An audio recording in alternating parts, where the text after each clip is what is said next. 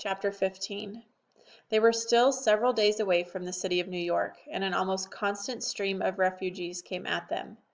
Some had obviously been soldiers, or fighting men of one kind or another. There were many with wounds, wrapped in crude bandages. Abner stopped the wagon and furnished bandages for those who didn't have them. He also had a supply of laudanum. Chapter 15. They were still several days away from the city of New York, and an almost constant stream of refugees came at them. Some had obviously been soldiers, or fighting men of one kind or another. There were many with wounds wrapped in crude bandages.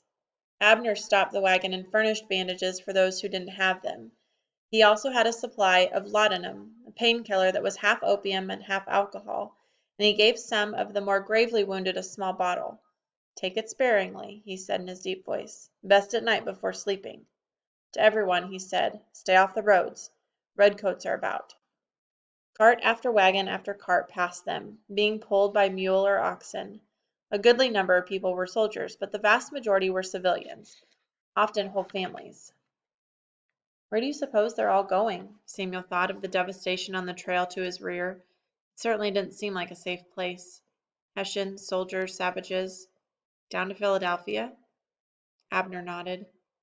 At times travelers were so thick Abner had trouble moving the wagon through. "Are they running from the redcoats?" This from Annie, who teared up when she saw a little girl trudging along and holding a doll by one arm. "That and more," Abner said. "Not just the soldiers. Like I said, some of them aren't that bad. I mean, a while ago we were all loyal Englishmen. It's more what redcoats signify.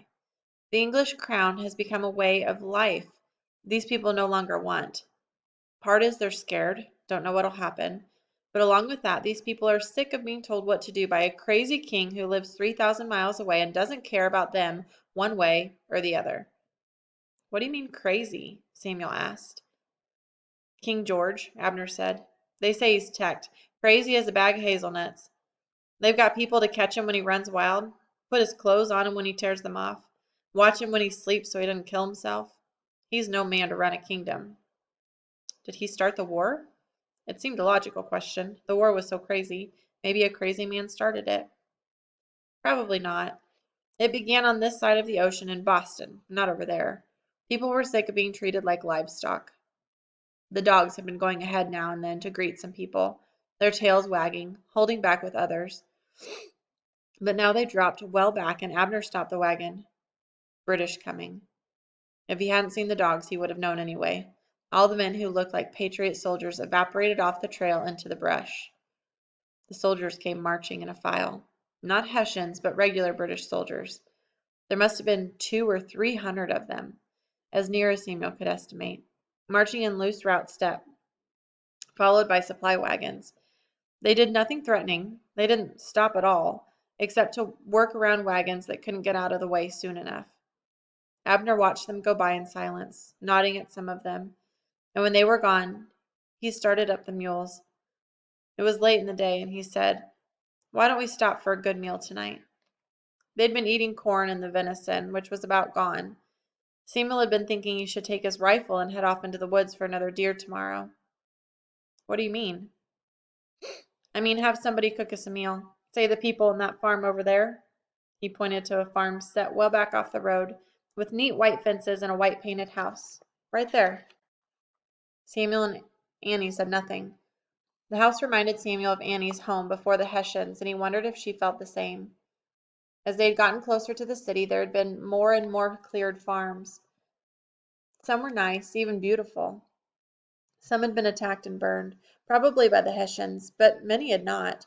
It made no sense, nor did it follow any logic like so much of what had happened. Abner pulled the wagon into the long drive and then the yard. There was a wooden watering trough by hand pump, and the mules went to it and started drinking. Abner, Samuel, and Annie climbed down from the wagon. "Let them drink," Abner said. "Mules won't blow themselves by over-drinking the way horses do." There was a barn painted red, as Caleb's had been. Samuel sneaked a look at Annie, but she seemed to take it in stride. A man came from the barn. He was tall, thin, and had a tired felt hat, which he pushed to the back of his head. He started to say something, but before he could get anything out, Abner held up his hand. Name's Abner McDougal. Honor to the house, and we come in peace. I have a fine surface sharpening stone wheel, and I repair and sharpen all tools in the house and barn. All work for one good meal for me and the bairns. Well, also buy and sell rags.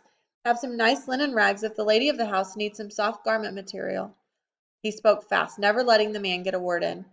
If you don't need anything we've got, we'll just thank you for the water for the mules and be on our way. The man removed his hat and rubbed his head. Well, I've got some sickle bars that could use a honing, and I expect Martha has some knives that need touching up. No sooner said than done. Sam, why don't you get that sharpening wheel down and we'll get to edging things up. Samuel, who had never been called Sam in his life, went to the back of the wagon and peered into the mess. He hadn't really looked at it before now. As he pulled some things aside, he found a sharpening wheel, a wooden frame with a treadle, and a small tin cup to drip water on the stone. When he pulled it out of the way, he found a wire-covered crate pushed under some things. It had some kind of birds in it, and on a closer examination he saw they were pigeons. Live pigeons. How strange. He hadn't even known they were there. Why were they hidden? He took the wheel down and put it by the trough, filled the tin cup, and hung it by the wire over the wheel so the water would drip from a small hole in the can onto the stone. He made sure the treadle worked and the wheel spun. The man came from the barn with 3 hand sickles that had long, curved blades, used for harvesting wheat or other grains.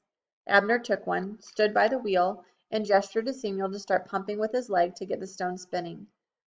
Abner held the first blade against the stone as it turned, making a scraping, hissing sound, and the steel edge ground down to razor sharpness. Samuel was amazed at how easily the stone spun. This shouldn't take long. How peaceful it all seemed.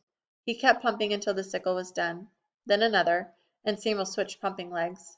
Legs a little tired. And another. He switched legs again. Legs a little more tired. Then 3 axes, 2 picks, a tomahawk, a set of rail-splitting wedges, 6 of them, 4 slaughtering and sticking knives, and 4 butcher knives that Martha, a short, thin woman who was all smiles, brought from the house. Then an ice chisel, 2 serrated hay knives, 2 planking adzes, a shingle froe, and at last an old cavalry saber that the farmer named Micah used for chopping corn. Samuel staggered over to the trough to wash. Abner put his whole head under water and then shook like a dog. He pulled his hair back and combed his beard down, and Samuel saw Micah smile at him. He saw something else there. A look of what? Recognition? As if they already knew each other? The meal was good, very good, though not up to what they had eaten at Caleb's. Venison stew, piles of new potatoes, fresh bread with new butter, apple pie made with maple sugar, and fresh buttermilk cool from the spring house on the side of the barn, in quantities to fill even Samuel. He was shy about asking for seconds, but Martha kept piling it on, and he ate it gratefully. Sit-down meals were always rare in his life, even before the war. He winced at the thought. Before the war. There didn't seem to be such a thing anymore, what with his living in the woods on the hunt most of the time. But being a guest was almost unheard of, and he wasn't sure how to act. He needn't have worried. As with Caleb and Ma, Micah and Martha made eating enjoyable, not something to fret over. When they were done with seconds and thirds on pie, even Annie ate like a wolf. They went out to sit on the porch while Micah and Abner lit up clay pipes with coal from the fireplace. Food gets better every time I stop here, Abner said, ending the mystery. I didn't think it was possible. She can cook, Micah nodded, smiling. In fact, there ain't much she can't do. Annie and Samuel sat on the edge of the porch. The dogs were in the dirt in front of them. Annie was about to doze off, but Samuel wanted to listen, so he sat, drawing pictures in the dirt with a stick. The dogs watching with a kind of casual interest as the stick moved around. Know anything about the happenings in New York? Abner asked. How it went? Micah shook his head. Not much. The English took it and a bunch of prisoners. They've moved in, the English. Took over houses for their own. They ain't making a lot of friends. Of course, that doesn't seem to bother them much, not making friends. The way they brought those darn Hessians into it, hiring mad dogs. The passes I brought you working out? So far. I'm more worried about scavengers hitting us. The wild ones would kill you for a turnip. But we're still here, ain't we? Good. I've got some more birds to leave. You still have that hutch in the back of the barn? Yes. Same as before. Send one if anything big comes along. I'll send one this evening. We saw a large detachment heading up the road today, maybe 200. They ought to know about it back in Philadelphia. If the Hawks don't get him. I don't know how any of them get past the Hawks. Well, there's always that. Always some risk, but it's better than nothing.